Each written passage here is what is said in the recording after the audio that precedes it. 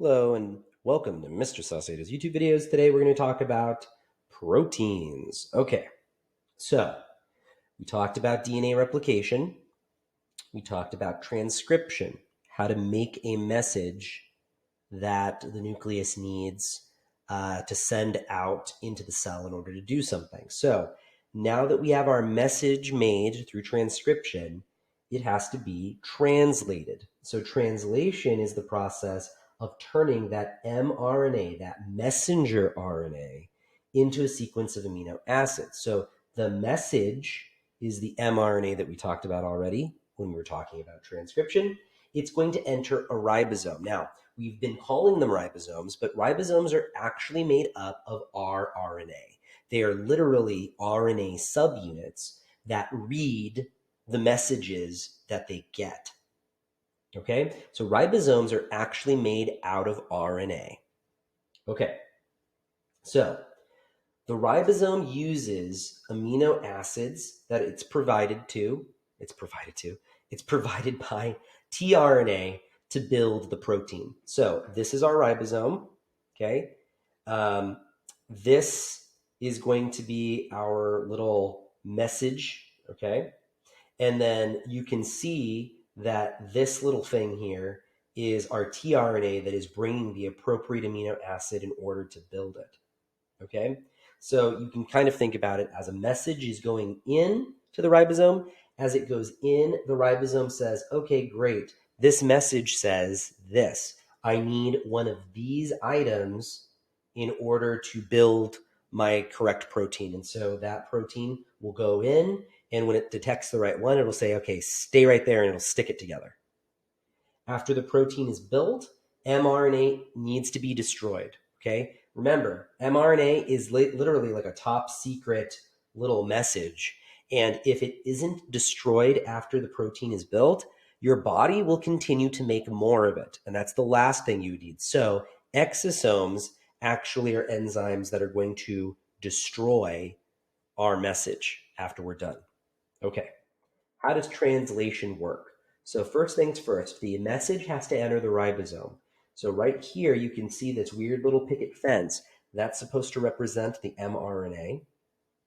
The ribosome reads the mRNA 3 nucleotides at a time. So every 3 nucleotides, that's like a word for our message, okay? Now, the 3 nucleotides that it reads is called a codon, okay? And each codon corresponds to a specific amino acid. And the tRNA, remember the tools, the metaphorical tools, those are going to bring the appropriate amino acid to your ribosome for you, okay? So, again, start and stop are really, really, really important, okay? And so the start codon for ribosome. So a ribosome knows, okay, I need to start building something when it sees an AUG signal. And that codes for a specific amino acid called methionine. Okay? The ribosome will keep reading until it reaches a stop codon. And I think it's super cool because at that point, now you've built your protein. Your protein can have, millions and millions of amino acids. But how we figured out how to decode this is pretty cool because we can actually use this chart in order to make a protein. Like literally, we can do the job that the ribosome does and make a protein from anything using this chart. And so in case you're wondering, when it says stop, what we're talking about, this is what we would call a stop codon, UAA or UAG. There's one other stop codon, UGA. Okay.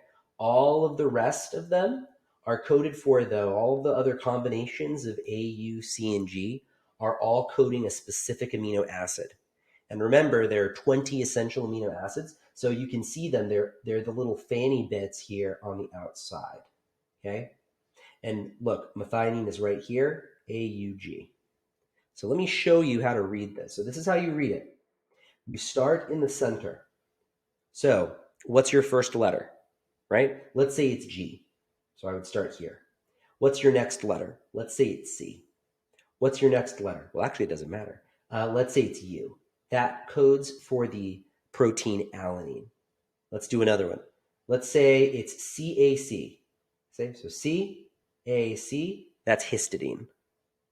UAU, okay, UAU, that's tyrosine. So let's actually use that chart. So you might have to go back, but let's build an amino acid from this sequence. All right. I always start by underlining every three because obviously ribosomes read everything by threes.